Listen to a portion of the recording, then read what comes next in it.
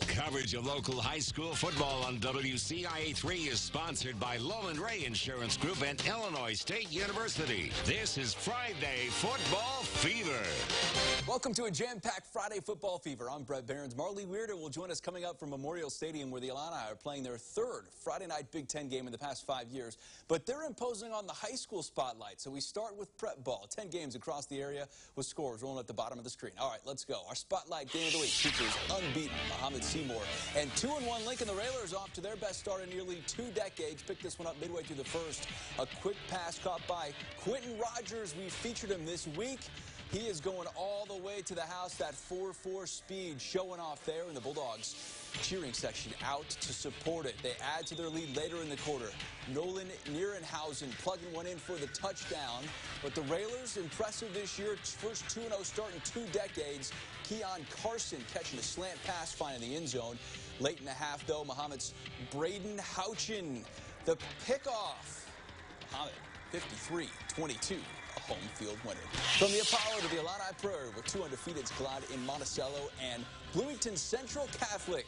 BCC gets off to a hot start. Colin Hayes looks to the end zone, where he finds Bo Mios. Monticello trailing early. Coley Walters' team playing from behind. Nothing going right on the Sages' first drive. Next to him, Joey Sprinkle calls his own number, fighting to get some extra yards and pick up the first down, and Sages have new life. Later in the drive, on the goal line, Sprinkle to Tristan Foran, who just keeps the toes in for 6, and the drum beaten for the Sages. The next possession, another goal line and another touchdown. Sprinkle takes it in himself, and Monticello picks up a nice home win, 32-27. Unity, the other 3-0 IPC team. The Rockets welcome Olympia to town tonight. Start out with Matt Brown going up the middle early, nearly untouched. The 6-yard TD on the opening drive of the game for the Rockets. Then Tyler Hench able to get out about 30 yards on the ground. He beats all the defenders to the end zone after receiving the Blake Kimball pass. Rockets up 14-0 and cruising in this one. More from Kimball, hitting the wide open Cale Rodden for an easy 5-yard touchdown. 21-0. Matt Brown once again, another score. Fireworks in Tolono tonight as they go on to win it big, 42-14. We roll right along. Paxton-Buckley-Loda starting the game back of first in the IPC at 2-1. Panthers hosting Pontiac. Third quarter action here. Indians with the ball. Paxton, Jacob Gronsky, and Charlie Pound, the tackle, the QB, keeping Pontiac from doing anything. Then it's quarterback Mason Bruns handing to Tyler Smith. Picks up some yardage, not quite that breakaway speed, but a few plays later, Bruns, season opening. He gets in himself, calls his own number, 42-0 at that point. Pontiac gets on the board late, but this one tonight, all PBL, 48-0. Meanwhile, St. Joseph-Ogden, a tough schedule to open the season. The Spartans still looking for their first win. So is Illinois Valley Central. Someone is going to leave Dick Duval Field with a dub tonight. Spartans working the air game early. Evan Ingram letting it fly to Griffin Resch for the long touchdown to get SJO on the board. Sean Skinner fired up. Next drive, more of the same. This time to Keaton Nolan. They go up 14-0. Looking good, and the defense doing its part as well as the Ghost offense disappears. Later in the first, hurry up. Big pickup from Tyler Birch, 48-7. The pick there in the end zone. SJO picks up its first victory of the season. Gibson City-Melvin-Sibley has won 2 in a row. Barn burners, the Falcons taking on the Panthers from LeRoy. They won a 1-score game last week, looking to do the same here. Carson Hauser passes to Brody Bennett, angles his way home as the Panthers jump on the board early, but they cough up the ball a few possessions later, and Gibson City's Seth Barnes there to recover, looking like his big brother, giving the Falcons a second chance at getting a TD, and they take advantage. Kellen DeShepper attempts to push it through. He does just that to tie it up at 7, and GCMS wins it 14-7 in the final. All right, the CIC. St. Teresa, the #1 team in the state in 2A, and for good reason.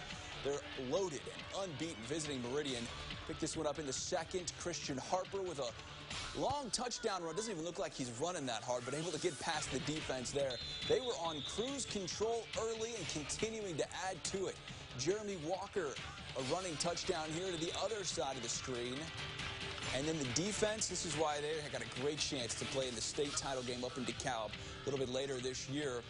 A steal here is Hawks quarterback trying to make something move. Look at that, able to pick it up. He's running the other way for the score, 68-8. Oh, St. Teresa.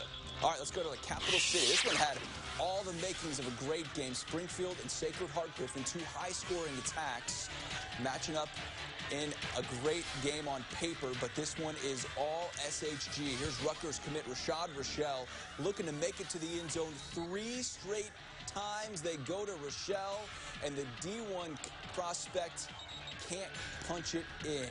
Cyclones able to do just that on the ensuing drive. Jack Western finds Jacob Hamilton for the score. This one's a shocker, 52-7, all SHG. Meanwhile, Indicator Ike has a tough test to get its first win, taking on Rochester. The Rockets, one of the best teams in the South this year as well, behind Illini commit Hank Beatty. Look at this play. It looks like he's just toying with the defense, looking back to make a cutback, and he finds the end zone there to put them ahead. A little bit later, Carter Sturzinski for a touchdown pass from Beatty. Beatty can do it all. He's going to play receiver at Illinois, making the passes here once again to Sturzinski. Another touchdown.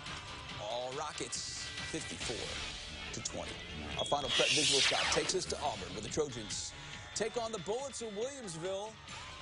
And Williamsville gets off to a strong start. Running back Colin Rippard putting together a couple of big gains. He scores a little bit later in the drive to make it 14-0 at that point. Trojans trying to mount a comeback.